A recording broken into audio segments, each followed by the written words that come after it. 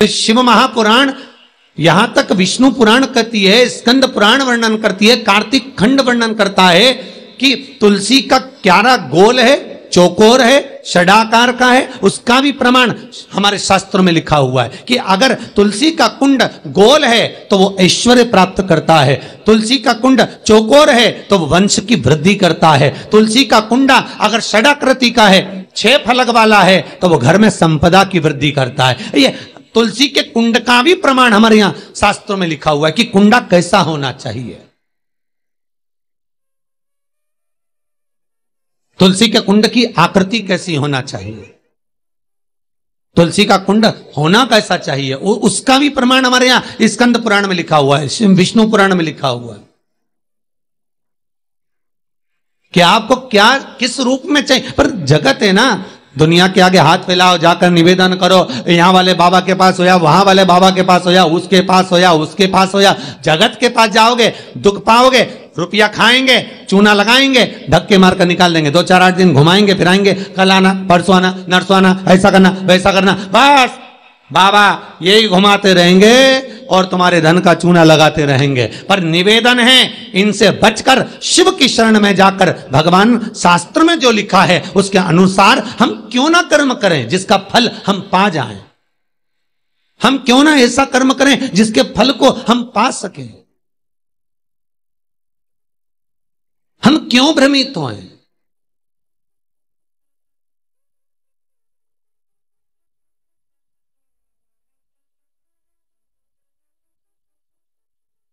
हमारे यहां तुलसी के कुंड का भी विधान है। गोल कुंडा है ऐश्वर्य देगा, चौकोर कुंडा है, आप लोग कई बार देखे होंगे किसी किसी के यहां चौकोर तुलसी का क्यारा होता है, कुंडा होता है, वो वंश बढ़ाता है। षडाकृति का है, वो धन देता है, संपदा देता है। दोष हमारा है, हम तुलसी के कुंडे के नीचे शंकर जी को रख देते हैं। क्यों? कि यहीं तुलसी जी को पानी चढ़ाएंगे, यहीं शंकर जी को चढ़ा देंगे। दोष है। तुलसी के कुंड के नीचे हम सर्प देव को रख देते हैं, नाग देवता रख देते हैं, पानी चढ़ाएंगे, पात्री रख देते हैं, नहीं, दोष।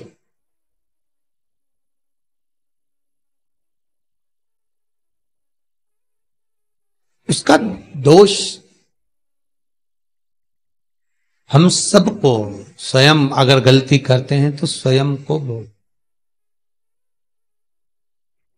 कैसा कुंड हो, 7 तरह के कुंडों का व्याख्यान तुलसी के रूप में कहा गया है महाराज।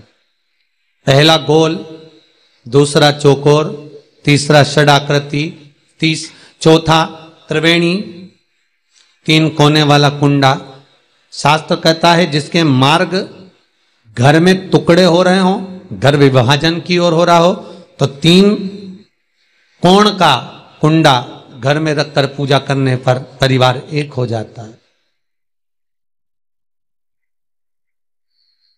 5वां, गार्डन में बिना कुंडे का, बिना कुंड का जो तुलसी का पौधा रोपित होता है, बिना कुंड के एक बगीचा जैसा बो दिया जाता है, तुलसी तुलसी उत्पन्न हो जाती है। महाराज वहां पर संपदा तो रहती है पर चिंता बहुत रहती है, टेंशन बहुत रहता। क्यों? घर के दरवाजे के बाहर इतनी सारी बगीचे में तुलसा कर दी।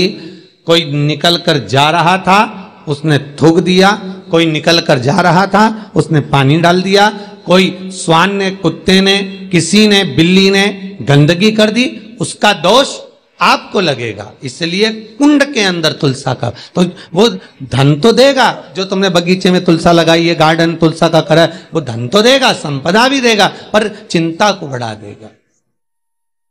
5,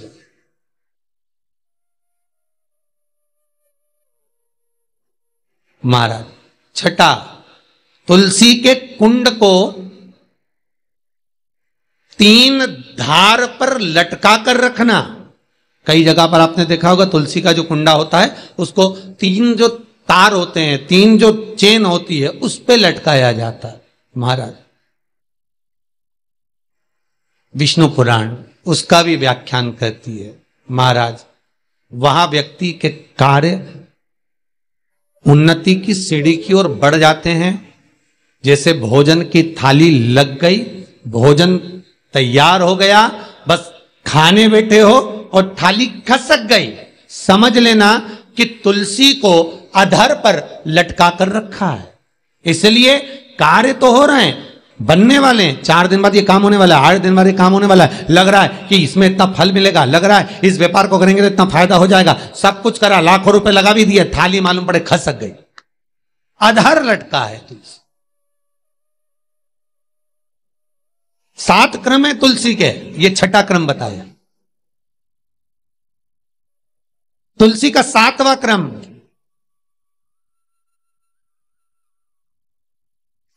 तुलसी का 7वां क्रम है महाराज, तुलसी का कुंडा जैसा घर के आंगन में है, तुलसी का कुंड जैसे घर के आंगन में विराज रहा है, ऐसा ही छोटा सा कुंड भगवान के लिए रोपित करें।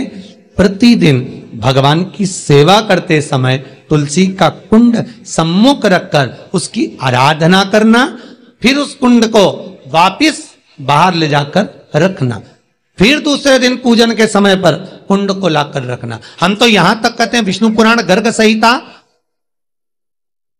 कल्याण का तुलसी अंग यहां तक वर्णन करता है कि आप पूरे साल ये नहीं कर सकते तो कम से कम कार्तिक के महीने में भगवान के सामने तुलसी का छोटा कुंड, चौकोर वाला, गोल नहीं, चौकोर कुंड लाकर भगवान के सामने रखकर छोटा सा कुंड का पूजन कर कर भगवान के साथ उस कुंड को वापस बाहर विराजमान करें, फिर कल लेकर आए, फिर विराजमान करें।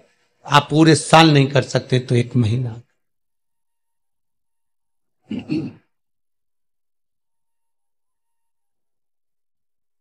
उसका फल 1000 गुना प्राप्त होता है।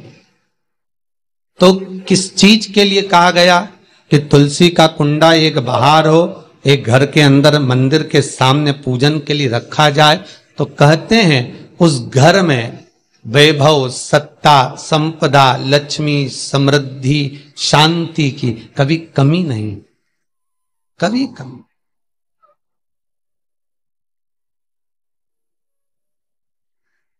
प्राप्ति सुख की, आनंद की।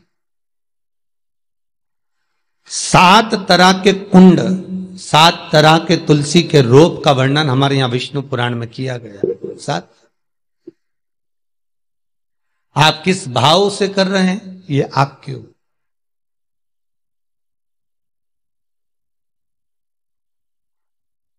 महाराज,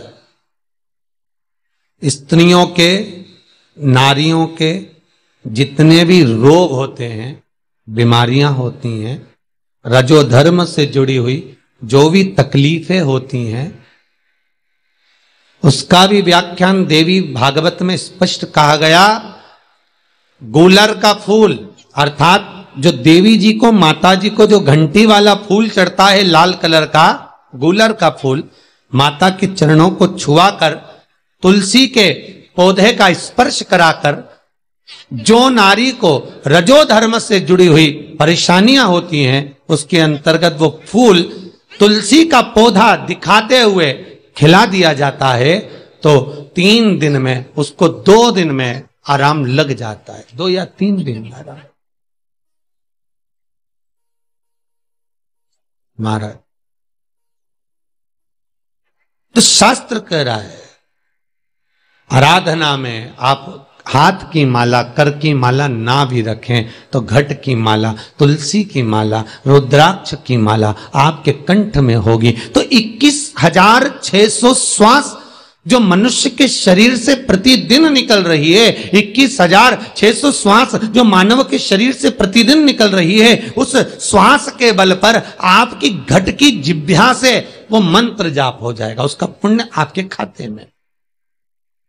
तुम्हारे गले में जो तुलसी की माला हो, तुम्हारे गले में जो रुद्राक्ष की माला हो, उसमें मन के 108 होना चाहिए या 108 से भी ज्यादा होना चाहिए।